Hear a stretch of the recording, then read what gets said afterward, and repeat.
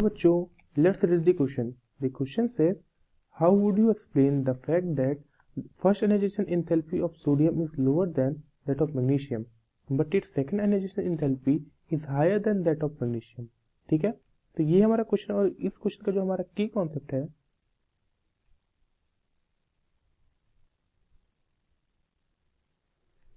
वो है हमारा आयनाइजेशन एंथैल्पी।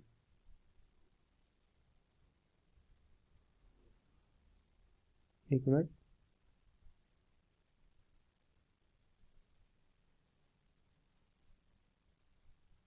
ठीक है, आयनाइजेशन एंथैल्पी। हम देखिए अब इस क्वेश्चन में क्या बोला है, आयनाइजेशन एंथैल्पी क्या है हम आगे देखेंगे। सबसे पहले इस क्वेश्चन में बोला है कि जो हमारा सोडियम है, जो फर्स्ट आयनाइजेशन एंथैल्पी है सोडियम का वो कम है मैग्नीशियम से, पर जो सेकेंड आयनाइजेशन एंथैल्पी है सोडियम का ही वो ज्यादा है मैग्नीशियम से। और ऐसा क्यों है हमको इस क्वेश्चन में बताना है। तो देखिए इस सबसे पहले हमको आयनाइजेशन एंथैल्पी क्या होता है ये समझना पड़ेगा। Ionization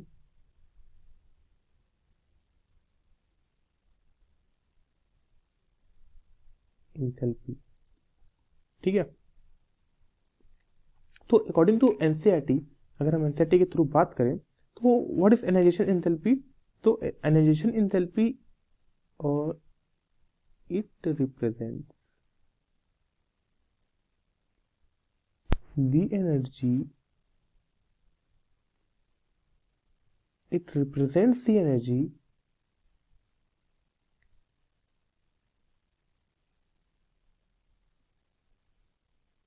which requires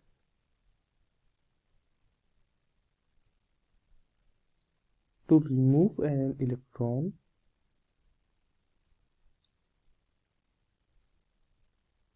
from an isolated gaseous atom in its ground state। Okay, तो आयनाइजेशन एंथैल्पी क्या है। आयनाइजेशन एंथैल्पी एक एनर्जी है जो कि हमें देनी पड़ती है किसी एटम को, किसी आइसोलेटेड गैसियस एटम को उसके ग्राउंड स्टेट में सिर्फ और सिर्फ एक इलेक्ट्रॉन बाहर निकलने के लिए, ठीक है। तो ये आयनाइजेशन एंथैल्पी होता है। अब पूछा है, अब जो हम अपने क्वेश्चन पे आते हैं, ठीक है। बोला देखिए सोडियम और मैग्नीशियम की बात करते हैं। देखिए सोडियम का जो एटॉमिक नंबर होता है वो कितना होता है 11, और मैग्नीशियम का कितना होता है 12। सोडियम अल्कली मेटल है और मैग्नीशियम अल्कलाइन अर्थ मेटल है, ठीक है। सोडियम का 11 होता है। अब अगर इसका इलेक्ट्रॉनिक कॉन्फ़िगरेशन की बात करें तो वो होता है नियॉन 3s1।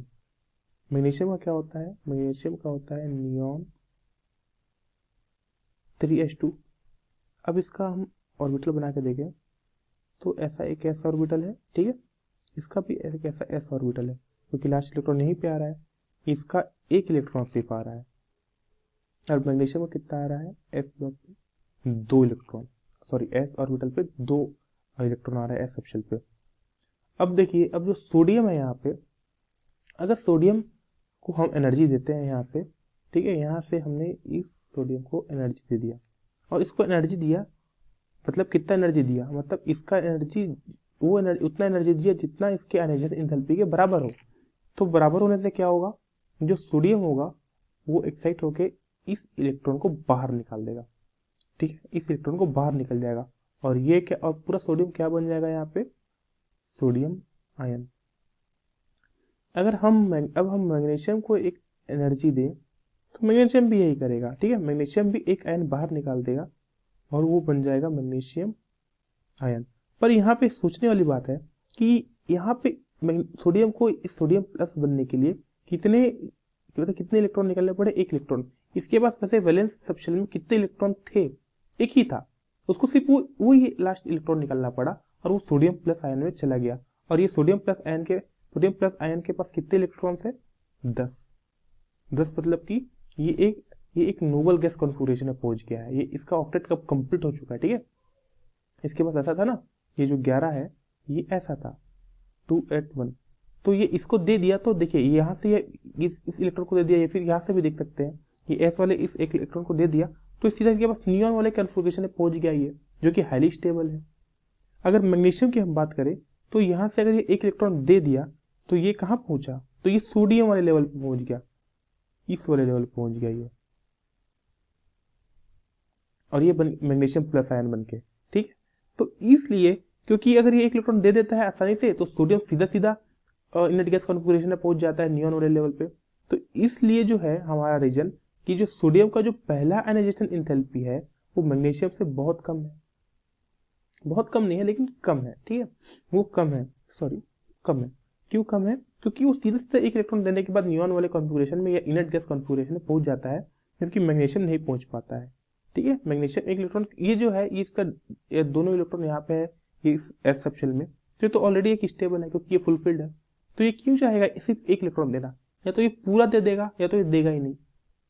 इसलिए इसका जो एनर्जाइजेशन फर्स्ट एनर्जाइजेशन एंथैल्पी वो थोड़ा हाई है, इसको थोड़ा ज्यादा एनर्जी देना पड़ेगा सोडियम के कंपेरिजन में। सोडियम को कम एनर्जी देना पड़ेगा, क्यों, क्योंकि वो आसानी से दे सकता है, ठीक है। तो ये था हमारा पहला रीजन का एक्सप्लेनेशन कि why the first energization enthalpy of sodium is lower than that of magnesium. क्यों, क्योंकि एक इलेक्ट्रॉन देने से सोडियम सीधा सीधा इनर्ट गैस कॉन्फ़िगरेशन में पहुंच जाता है, जबकि मैग्नीशियम नहीं पहुंच पाता। अब बात करें सेकंड एनर्जाइजेशन एंथैल्पी का, ठीक है।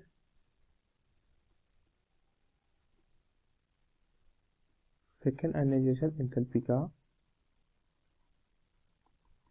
तो सबसे पहले इसको ही समझते हैं कि सेकंड आयनाइजेशन एंथैल्पी क्या होता है।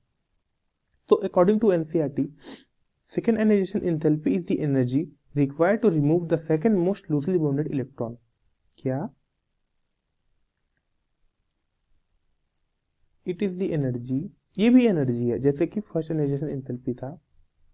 It is the energy to remove an electron, to remove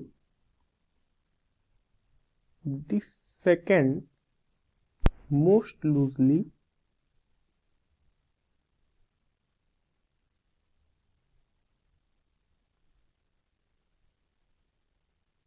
bounded electron.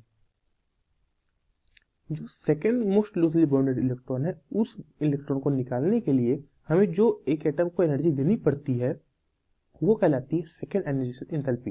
This is according to NCERT, ठीक है।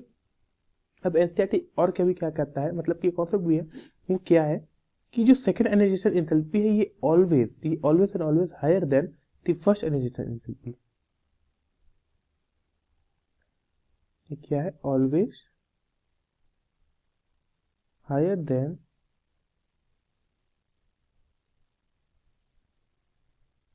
First ionization enthalpy. ये हमेशा हायर क्यों होता है, क्योंकि because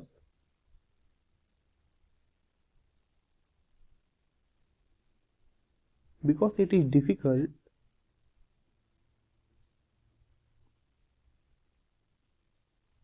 to remove an electron from a positive cation. एक पॉजिटिव कैटायन से इलेक्ट्रॉन रिमूव करना बहुत डिफिकल्ट होता है, क्योंकि वो उसको एक इलेक्ट्रॉन की नीड है, ठीक है, उसको एक इलेक्ट्रॉन चाहिए, तो वो क्यों देगा अगर, लेकिन अगर हम उससे भी ले ले तो ये बहुत डिफिकल्ट होगा, इसीलिए हमें ज्यादा एनर्जी देनी पड़ जाती है। That is why second ionisation enthalpy is always higher than the first ionization enthalpy.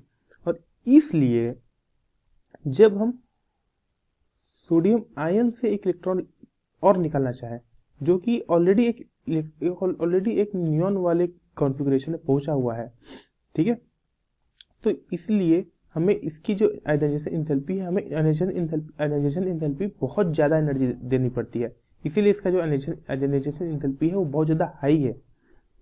जबकि मैग्नीशियम के साथ क्या है, मैग्नीशियम कौन से वाले कॉन्फ़िगरेशन में है, मैग्नीशियम सोडियम वाले कॉन्फ़िगरेशन में है। तो यहाँ पे जो इसका जो एस सब शेल में जो इसका एक इलेक्ट्रॉन है उसको वो आसानी से दे देना चाहता है, इसीलिए इसका जो सेकंड जो आयनाइजेशन एंथैल्पी है, ठीक है, इसका जो सेकंड आयनाइजेशन एंथैल्पी है वो सोडियम के कंपेरिजन में बहुत कम है, ठीक है। वो सोडियम के कंपेरिजन में बहुत कम है। क्यों? क्योंकि ये वाला जो इलेक्ट्रॉन है इसको देके वो इलेक्ट्रॉनिक इनर्ट गैस कॉन्फिगरेशन में जाएगा। इसलिए मैग्नीशियम का जो सेकंड आयोनाइजेशन एंथैल्पी है वो सोडियम से कम है, क्योंकि sodium already inert gas configuration पे है, पर मैग्नीशियम अभी नहीं गया है, मैग्नीशियम अब जाएगा। तो इसीलिए वो इसका सेकंड आयोनाइजेशन एंथैल्पी सोडियम से कम है, ठीक है। तो ये था हमारे इस क्वेश्चन का आंसर। हमने दोनों क्वेश्चन के दोनों पार्ट एक्सप्लेन कर दिए, ठीक है। Thank you, hope you understand it well, best of luck.